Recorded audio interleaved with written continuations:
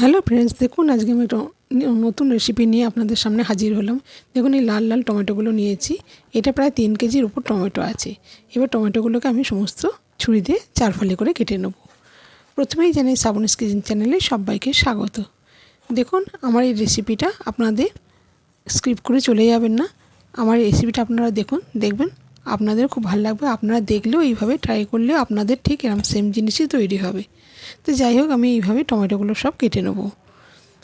মানে আন্দাজেই বলেছি 3 KG, 3.5 KG, 4 কেজিও হতে পারে, কোনো ঠিক নেই। মানে আন্দাজেই বলেছি। অনেকগুলি টমেটো, প্রত্যেকটাই বড় বড় টমেটো। তো যাই হোক, টমেটোগুলো সব কেটে নেব। আমি একটু এতে বিট দিয়েছি। বিট দিলে কী হবে, রঙটা খুব সুন্দর আসে। আর এতে দেবো আমি এই যে শুকনো লঙ্কা, এটা আমার গাছের লঙ্কা, আর আদা। এইবার আমি জল বসিয়ে দিয়েছি।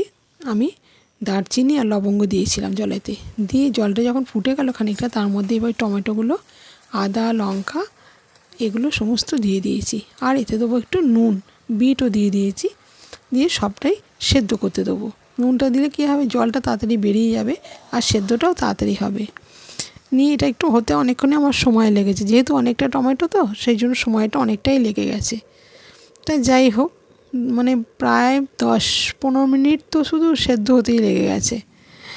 তা যাই হোক, আবার খুলে একটু দেখাচ্ছি। দেখুন এখনও খানিকটা সেদ্ধ হবে। নিয়ে আবার আমি ঢাকা দিয়ে দেবো। নিয়ে এবার খুলে দেখাচ্ছি। দেখুন সেদ্ধ প্রায় হয়েই এসছে। এতে একটুখানি সামান্য আমি তেঁতুল দিয়েছিলাম, দিয়ে আবার একটু ঢাকা দিয়ে রাখলাম। নিয়ে তেঁতুলটা আমি তুলে নেবো, ওটা ওর মধ্যে মিশিয়ে দেবো না। খানিকটা যে হয়ে গেলে এবার তেঁতুলটা তুলে আমি ফেলে দেবো। দিয়ে তারপর আমি এটাকে নামিয়ে ফেলবো। এবার ঠান্ডা হয়ে গেলে মিক্সারে গ্রাইন্ড করে নেব। এই দেখুন ঠান্ডা হয়ে গেছে। এবার মিক্সারে আমি গ্রাইন্ড করে নেব। গ্রাইন্ড করে নিয়ে তারপর আমি স্ট্রেনারের সাহায্যে ছেঁকে নেব।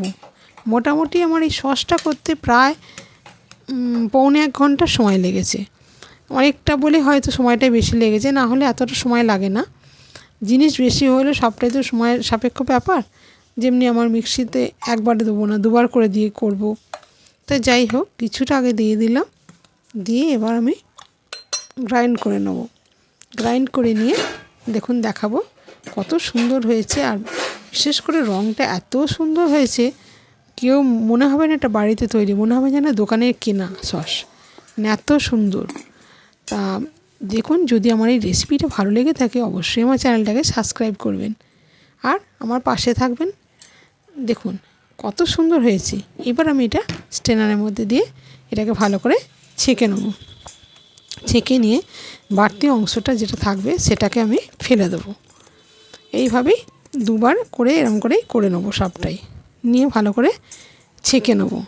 নিয়ে যে উপরে যেগুলো থাকার কথা ছেঁকে নিয়ে বাড়তি অংশটা টমেটোর, সেইগুলো আমি এটা ফেলে দেবো। নিয়ে এবার এরকম করে ঘুরিয়ে ঘুরিয়ে হাতা দিয়ে আমি এটাকে পুরোটাই নিয়ে নেব। মানে শুধু মাড়িটাকেই শুধু নেব। নিয়ে তারপর আমি এটাকে এটাকে ছালগুলোকে সমস্ত ফেলে দেবো। আর খানিকটা মানে এরকম করে নিলেই আমার হয়ে যাবে। নিয়ে হাতায় করে একটু চিপে নেবো, তাহলেই হয়ে যাবে। এই দেখুন কতটা আমার হয়ে গেছে। এইবার আমি এটা কড়া বসিয়ে দিয়েছি। এবার কড়াতে আমি এটা বসিয়ে দেবো। দেখুন কত সুন্দর হয়েছে। নিয়ে এবার কড়াতে বাকি যে উপকরণগুলো সেগুলো দেখাচ্ছি। আগে কড়াতে এই টমেটো কেচাপটা ঢেলে দেবো। টমেটো কেচাপটা এবার আমি ঢেলে দিয়ে তারপর এর মধ্যে অনেক উপকরণ দিতে হবে।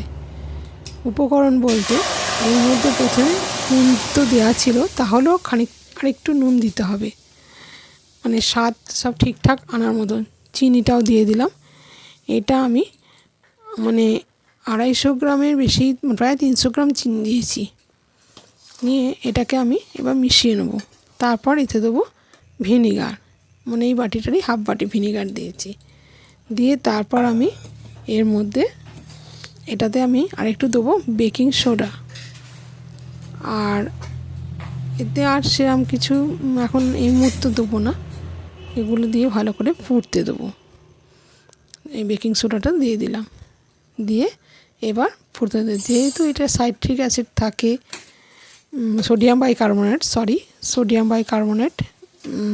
সোডাতে, সেই জন্য এটা সসে থাকে। আর এতে অনেকে সাইট্রিক অ্যাসিড দেয়, সেটা আমার কাছে ছিল না বলে আমি দিইনি।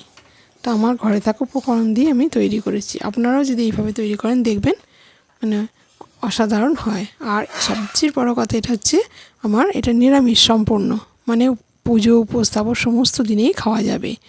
পেঁয়াজ রসুনটা আমি স্কিপ করে চলে গেছি, কারণ আমাদের বাড়িতে পেঁয়াজ রসুনের মানে চলটা একটু কম, তাই আমি সম্পূর্ণ নিরামিষই দেখাচ্ছি। আপনারাও দেখবেন এইভাবে করে অসাধারণ খেতে লাগেন। পেঁয়াজ রসুন দিয়ে তার স্বাদ আলাদা, এইভাবে করলে তার স্বাদও আলাদা। কিন্তু আমি এই সসটা আমার প্রায় 1 বছর ভালোভাবে থেকে যাবে। তা এবার আমি আরও মানে এটা ফুটিয়ে একদম গাঢ় করে নিতে হবে। একটু অনেকটাই সময় গেছে আমার, এটা প্রায় 20 মিনিট মতো আমি শুধু এটাকে জাল দিয়ে গেছি। মানে শুধু এরমভাবে তুলে তুলে অল্প অল্প করে জাল দিয়ে একদম যখন গাঢ় হয়ে যাবে, তারপর আমি গ্যাসেতেই রেখে দেবো ঠান্ডা করতে। নিয়ে দেখাচ্ছি, দেখুন আমার তৈরি হয়ে গেল। এবার আমি বাটিতে ঢালবো। এখনও খানিকটা হবে, যেহেতু আর একটু পাতলা রয়েছে, এটাকে আরও শুকোতে হবে। দেখুন কত এক কড়া থেকে হাফ করা হয়ে গেছে। এইবার আমার হয়ে গেছে, দেখুন গড়াচ্ছেও না, কিছুই না। এবার আমি গ্যাসটাকে অফ করে দেবো। অফ করে দিয়ে ঠান্ডা হলে তারপর আমি ঢেলে শিশিতে ঢেলে রাখবো।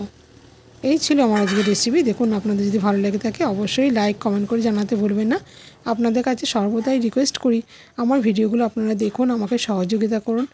আপনাদের সহযোগিতা একান্ত কম, একা একা ভিডিও করে করা যায় না, বা একা একা ইউটিউবে দাঁড় করানো যায় না।